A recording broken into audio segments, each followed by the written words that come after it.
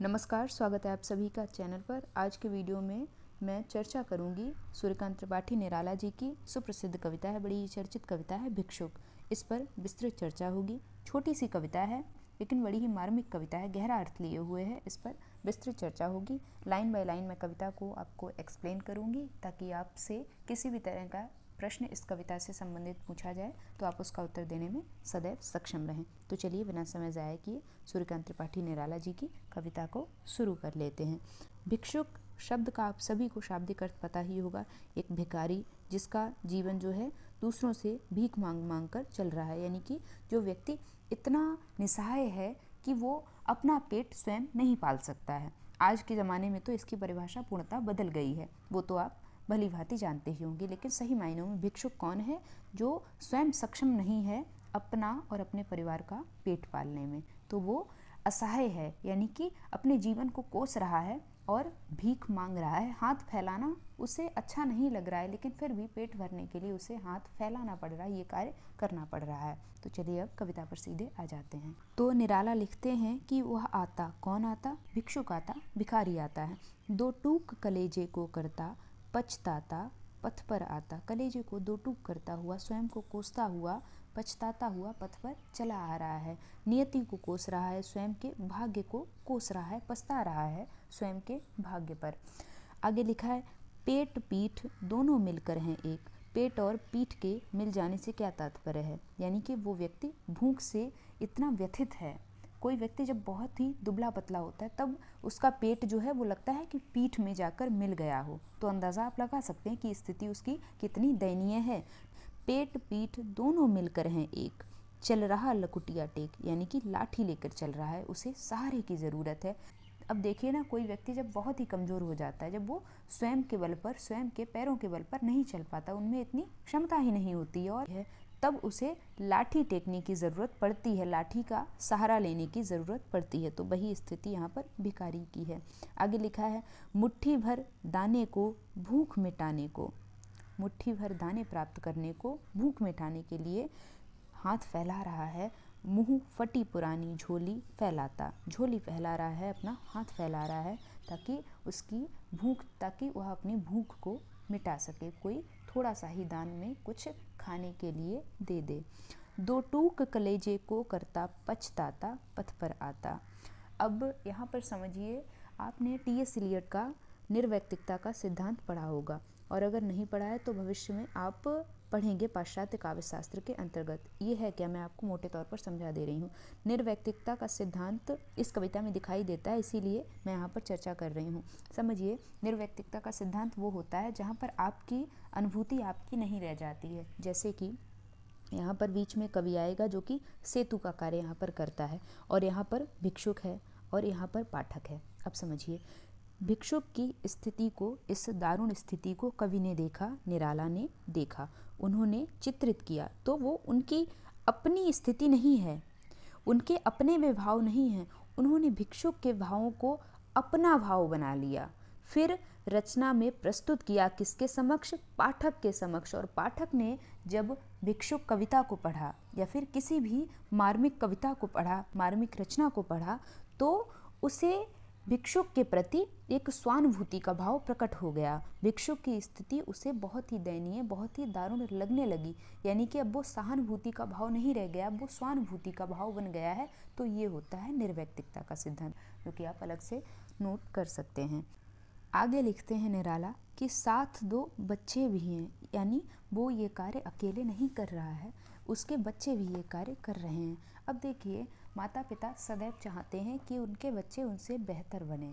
अब आप खुद इस बात से भली भांति परिचित होंगे कि आपके माता पिता सदैव चाहेंगे कि आप उनसे बड़े बने, आप उनसे अधिक धन अर्जित करें, आपकी स्थिति उनसे सदैव बेहतर हो। लेकिन यहाँ पर उस भिक्षुक के साथ में उसके बच्चे भी भीख मांग रहे हैं, तो उस भिक्षुक के दिल पर क्या गुजर रही होगी कि वो अपना पेट तो नहीं ही पाल पा रहा है, अपने बच्चों का भी पेट पालने में वो समर्थ नहीं है। तो यही उसको अपने को, स्वयं को कोसने का सबसे बड़ा कारण बन जाता है। लिखा है, साथ दो बच्चे भी हैं सदा हाथ फैलाए। अब दो मासूम बच्चे हैं, वो भी सदा हाथ फैलाए हुए हैं, लोगों के समक्ष भीख मांग रहे हैं। बाएं से वे मलते हुए पेट को चलते, यानी बाएं हाथ से वे जो बच्चे हैं वे अपने पेट पर हाथ रखे हुए हैं। पेट को इंसान कब पकड़ता है? जब वो बहुत भूखा होता है, भूख से तड़प रहा होता है। तो बाएं से वे मलते हुए पेट को चलते और दाहिना हाथ जो है, सीधा हाथ जो है, राइट हैंड जो है, दाहिना दया दृष्टि पाने की ओर बढ़ाए, यानी कि बाएं हाथ से अपने पेट को मल रहे हैं, पेट को पकड़ रखा है, यानी कि अपनी भूख को रोकने का प्रयास कर रहे हैं। और दाहिना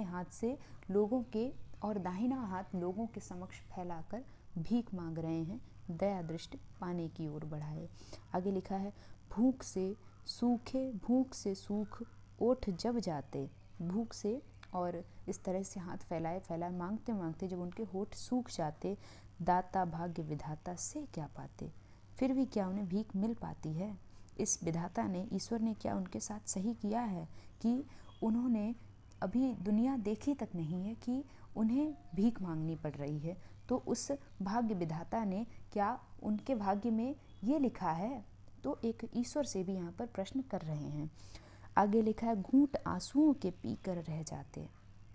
कोई जब भीख नहीं देता, सब दुत्कार कर भगा देते हैं, तो वे आंसुओं का घूंट पीकर रह जाते हैं, क्योंकि जबरन तो आप किसी से भीख नहीं मांग सकते हैं ना।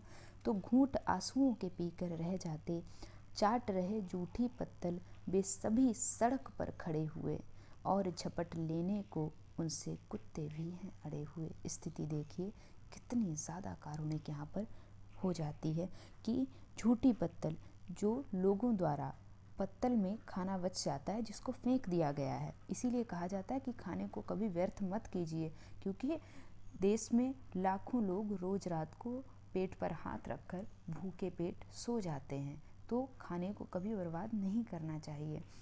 चाट रहे जूठी पत्तल, जो खाना फेंक दिया गया है लोगों के द्वारा, अमीर तबके के द्वारा, वे सभी सड़क पर खड़े हुए उसी झूठी पत्तल के खाने को, उस जूठन को खाकर अपना पेट भर रहे हैं, अपनी भूख को शांत कर रहे हैं बेमासूम बच्चे। और देखिए स्थिति कितनी दारुण है यहाँ पर कि उस पत्तल पर, जूठी पत्तल पर कुत्ते भी हैं अड़े हुए, कुत्ते भी झपट रहे हैं, वे भी अपनी भूख मिटाने के लिए उस पत्तल के लिए झपट रहे हैं। अब देखिए यहाँ पर स्थिति वाकई कितनी मार्मिक हो जाती है। तो इन पंक्तियों के माध्यम से आप उन बच्चों की स्थिति का, उनके मनोस्थिति का अंदाज़ा लगा ही सकते हैं। और अंतिम पंक्तियाँ हैं कि ठहरो अहो मेरे हृदय में है अमृत, मैं सींच दूंगा अभिमन्यु जैसे हो सकोगे तुम, तुम्हारे दुख में अपने हृदय में खींच लूँगा। तो ये स्थिति देखकर निराला कह उठते हैं कि ठहरो अहो मेरे हृदय में है अमृत, मेरे हृदय में तुम्हारे लिए बहुत प्रेम है, मैं सींच दूंगा, उस अमृत रूपी प्रेम से तुम्हारे जीवन को सींच दूंगा, तुम्हारे जीवन में फिर से सकारात्मक भाव का संचरण कर दूंगा। अभिमन्यु जैसे हो सकोगे तुम, यानी तुम अभिमन्यु के समान ताकतवर हो जाओगे, प्रतिभाशाली हो जाओगे, तुम्हारे दुख में अपने हृदय में खींच लूँगा।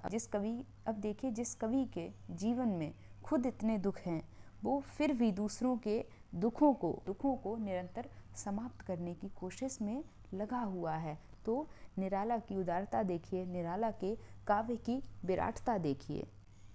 तो ये कविता यहीं पर समाप्त होती है। अब कुछ विशेषताएं हैं अलग से, वो आप नोट कर लीजिए, मैं आपको बता रही हूँ।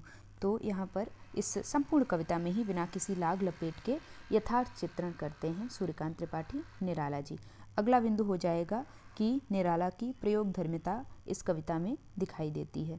अगला बिंदु हो जाएगा मुक्तक छंद का सुंदर प्रयोग इस कविता में निराला के द्वारा किया गया है। इसके बाद में अगला बिंदु हो जाएगा निराला ने विस्मिता बोध पर उंगली इस कविता में रखी है।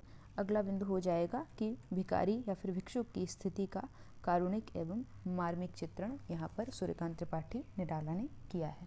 तो यहीं पर कविता समाप्त होती है। आई होप आपको कविता अच्छी लगी होगी और समझ में भी आई होगी। बाकी अगर कोई डाउट या क्वेरी है तो कमेंट आप कर सकते हैं, और टेलीग्राम चैनल से आप ज़रूर जुड़ जाना, उसकी लिंक आपको वीडियो के डिस्क्रिप्शन बॉक्स में मिल जाएगी।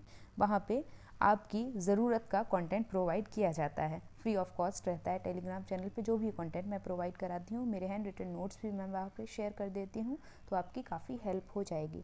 बाकी पढ़ते रहिए, सीखते रहिए, और अगर मेरा पढ़ाया हुआ अच्छा लगता है, इस चैनल से आपकी जेन्युइन हेल्प हो रही है, तो वीडियो को लाइक करने के साथ साथ में प्यारा सा फीडबैक कमेंट सेक्शन में दिया करिए, और स्वयं भी चैनल से जुड़िए, अपने साथियों को भी चैनल से जोड़िए। Thanks for watching this video.